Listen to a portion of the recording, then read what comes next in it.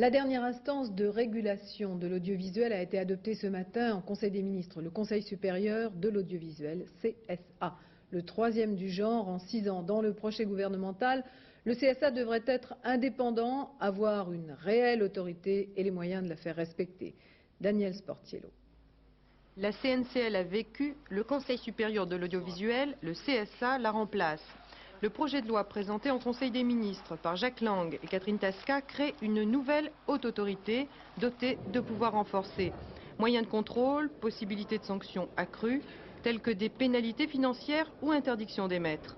Le champ de compétences du CSA s'étend cette fois au contrôle de Canal+. Le CSA, examiné dans les prochaines semaines par le Parlement, sera composé de 9 membres. 3 nommés par le Président de la République, 3 par le Président de l'Assemblée, 3 par celui du Sénat.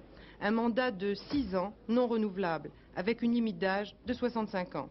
Mission du CSA, assurer une réelle liberté et une véritable indépendance de la radio et de la télévision.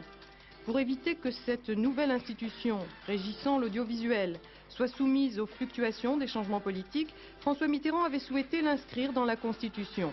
Projet retardé. Il faut attendre que la nouvelle institution ait fait ses preuves, a déclaré le porte-parole du gouvernement. Comme l'a préconisé la commission des sages, installée cet été, la nouvelle loi se contente de modifier juridiquement la loi Léotard de septembre 86. Ainsi, le CSA ne mettra pas fin au mandat des présidents des chaînes publiques.